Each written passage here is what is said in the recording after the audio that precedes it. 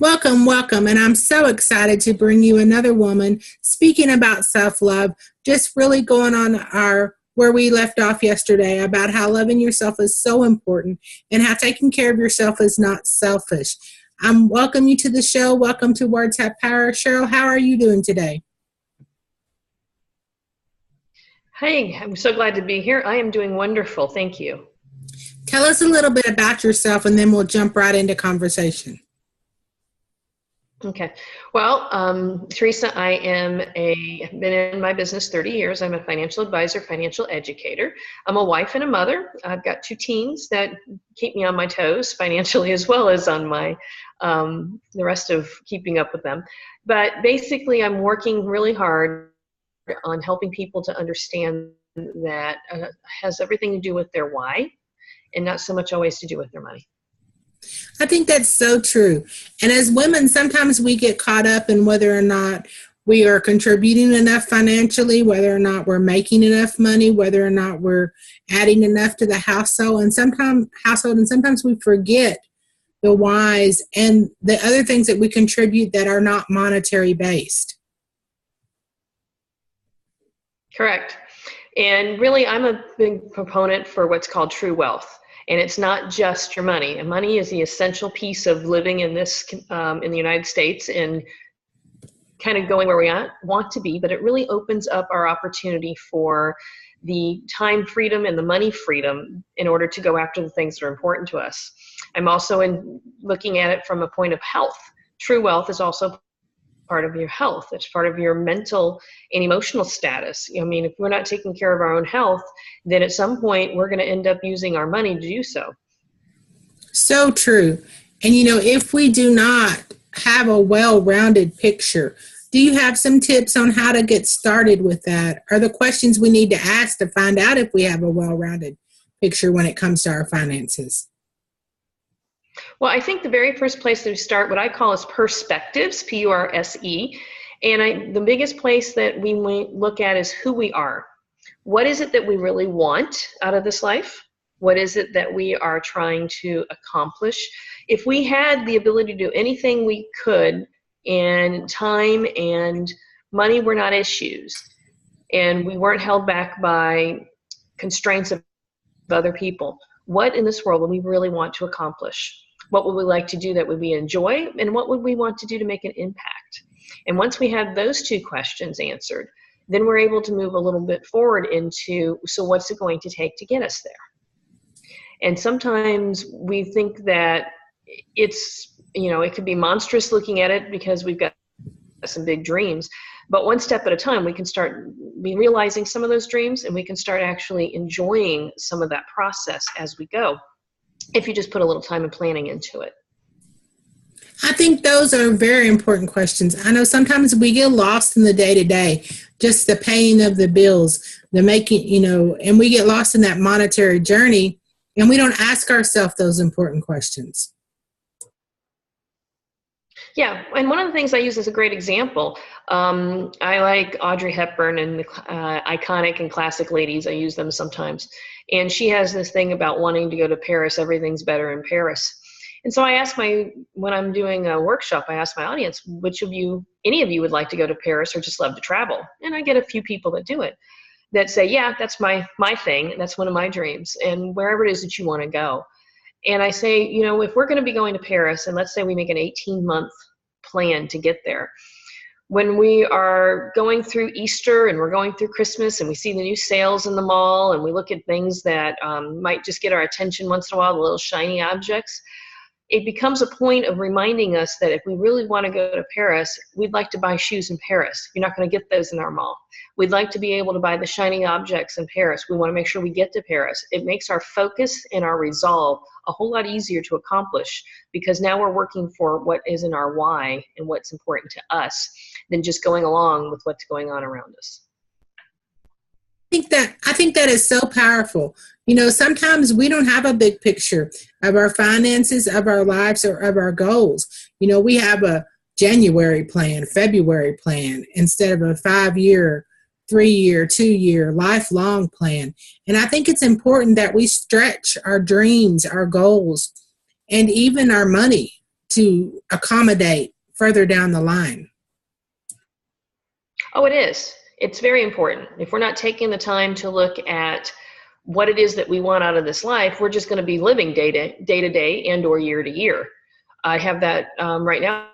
I'm working with teens trying to get them, they've got dreams, they got wonderful things. So they have not lost the ability to dream that like some of us adults have. But they see these great things. Of course, they can't put together the fact that, okay, it's going to make this kind of money. They can't think of a planning process. Well, we're too busy on the planning process of day to day that we're not looking at the tomorrow and the ever after.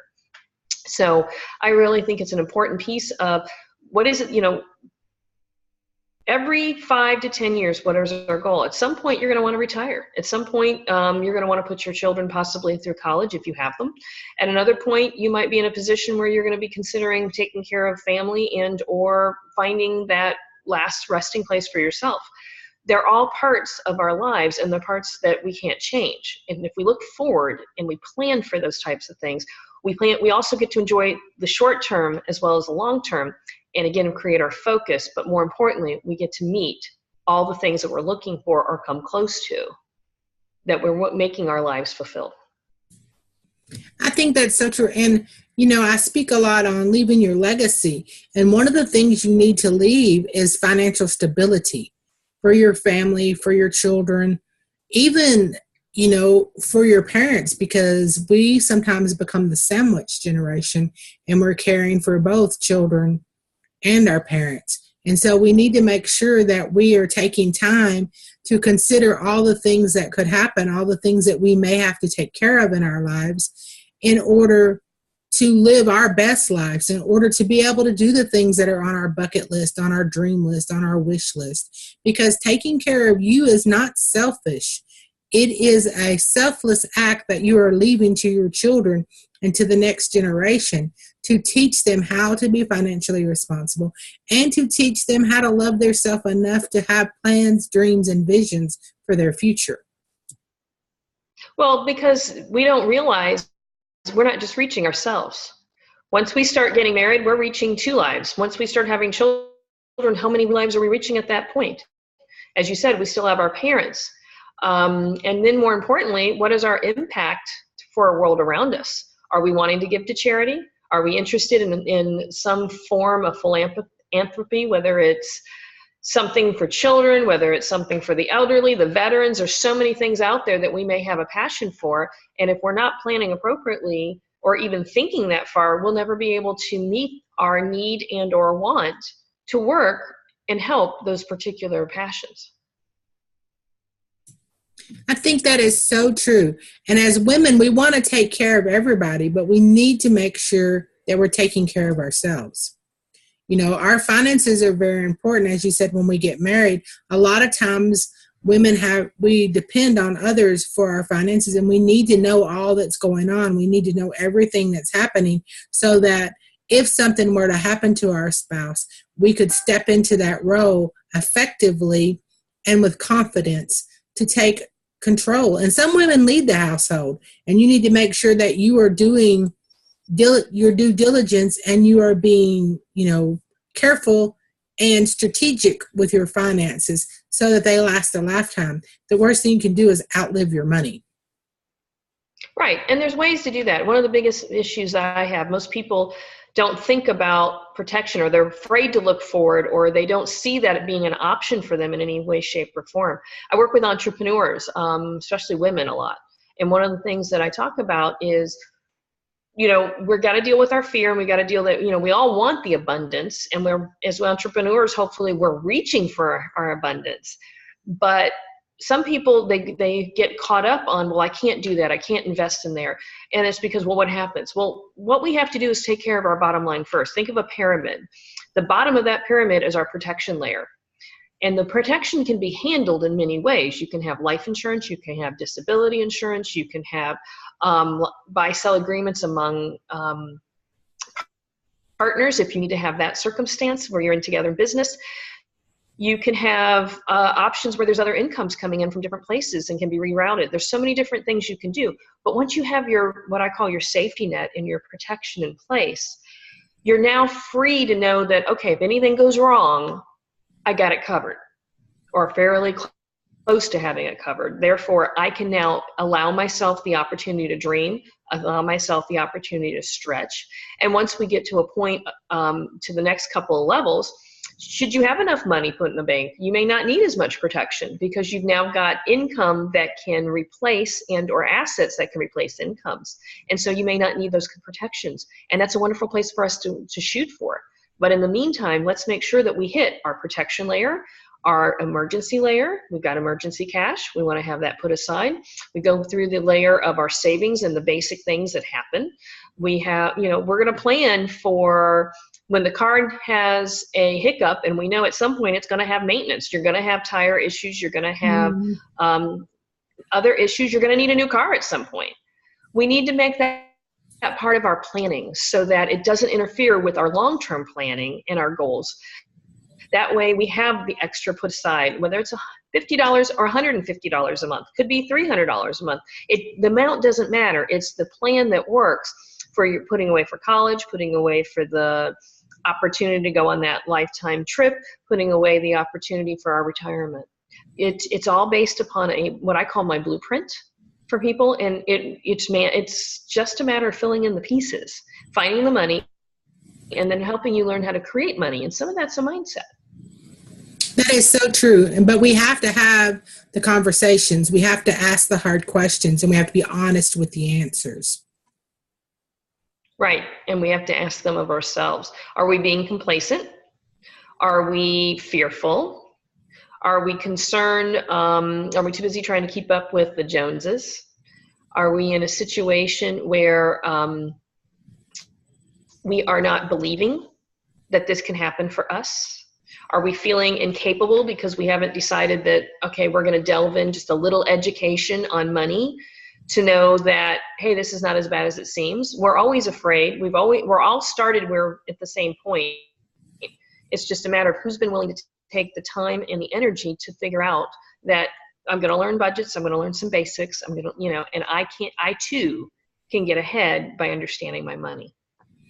I think that's so true.